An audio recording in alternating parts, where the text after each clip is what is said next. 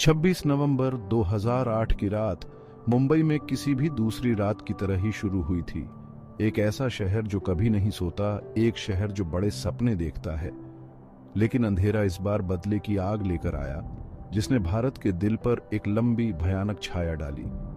अरब सागर की लयबद्ध थिरकन गोलियों की आवाजों से गूंज उठी। आतंक की एक लहर क्रूर और निर्मम मुंबई से होकर गुजरी, जिसने इसके प्रतिष्ठित स्थलों, इसके लोगों, इसकी आत्मा को ही ट्रेला बनाया। 10 टेररवादी अपने दिलों में नफरत और हाथों में ठंडा स्टील लिए हुए समुद्र के रास्ते आए। उनका मिशन अराजकता और नरसंहार स्प्रेदाना था। स्वचालित हथियारों और ब्लास्टकों से लैस वे दक्षिण मुंबई में फैल गए और परिचित स्थलों को युद्ध के मैदान में बदल दिया। सपनों का शहर हमले में था, एक ऐसे दुश्मन के कब्जे में था जो दया नहीं जानता था। पुलिस के वायरलेस पर पहली खौफनाक खबरें आईं। सीएसटी पर गोलीबारी, लियोपोल्ड कैफे में ब्लास्ट। जैसे जैसे हमलों का पैमाना भयावह रूप से स्पष्ट होता गया, शहर दहशत की चपेट में आ गया। ये कोई और गैंगवार नहीं थी, हिंसा का कोई और कृत्य नहीं था। ये एक सुनियोजित हमला था। इंडिया ये धरती पर युद्ध का एक कार्य था। इन हमलों ने पूरे भारत और दुनिया में सदमे की वेवें भेज दी।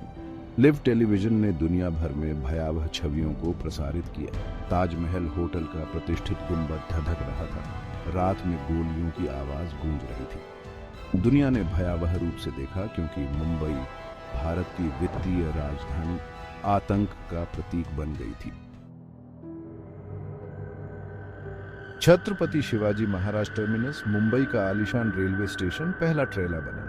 ये जल्दी में भागते यात्रियों और थके हुए यात्रियों का सामान्य दृश्य था, जो उस दुःस्वप्न से अनजान थे जो सामने आने वाला था। AK-47 और हथगोले से लैस 2 टेररवादियों ने स्टेशन पर धावा बोल दिया। उन्होंने अंधाधुंध गोलियां चलानी शुरू कर दी। उनकी गोलियां भीड़ भरे प्रांगण को चीरती हुई निकल गईं, जिससे मौत और तबाही का निशान ही बचा रह गया।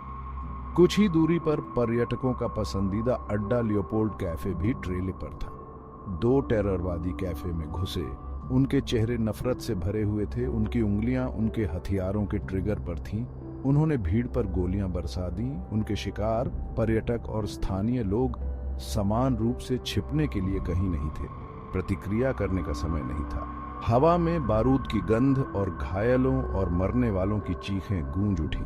सीएसटी और लियोपोल्ड कैफे पर हमले त्वरित, क्रूर और अधिकतम हताहत करने के लिए डिजाइन किए गए थे। वे टेररवादियों की निर्मम क्रूरता, ह्यूमन जीवन के प्रति उनकी घोर अवमानना का एक भयानक प्रदर्शन थे। टेररवादी मौत का अपना मिशन पूरा करके शहर की भूल भुलैया वाली गलियों में गायब हो गए, अकल्पनीय आतंक का एक दृश्य पीछे छोड़ते हुए। शहर की आपातकालीन सेवाएं अभिभूत थीं। घायलों तक पहुंचने के लिए एम्बुलेंस संघर्ष कर रही थीं। रात में उनके सायरन एक शोकाकुल सिम्फनी बजा रहे थे।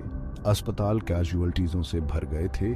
उनके गलियारे घायलों के कराहने और रिश्तेदारों के दर्द भरे रोने से गूंज रहे थे। शानदार ताजमहल, पैलेस होटल, मुंबई की भव्यता और लचीलापन का प्रतीक, एक लंबी लड़ाई के लिए एक भयावह मंच बन गया। टेररवादियों ने होटल पर धावा बोल दिया। उनकी गोलियों की आवाज से शाम की शांति भंग हो गई। उनके हथगोले ऐतिहासिक इमारत में आग लगा रहे थे। मेहमान और कर्मचारी अंदर फंस गए थे। उनके आलीशान परिवेश एक भयानक जेल में तब्दील हो गए थे। जैसे जैसे रात ढलती गई, टेररवादियों और सुरक्षा बलों के बीच एक भीषण गोलीबारी होती रही।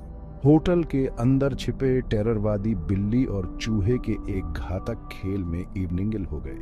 उनकी गोलियों ने निर्दोष गेस्ट्सों और बहादुर सुरक्षा कर्मियों की जान ले ली।